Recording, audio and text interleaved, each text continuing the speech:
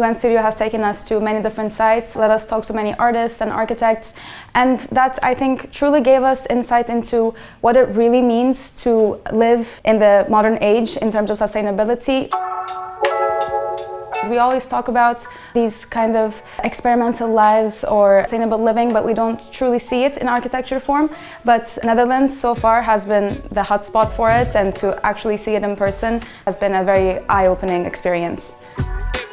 My project is about integrating research and development into residential community scale, because when we talk about sustainability, I feel that we tend to miss the aspect of actually continuous development, which means that all these technologies that we're talking about implementing into our living life, need to come from some sort of research. So the carrying out of the research and the trials, the testing, performance measuring, and then to the overall implementation, I'm trying to manifest in an architectural way.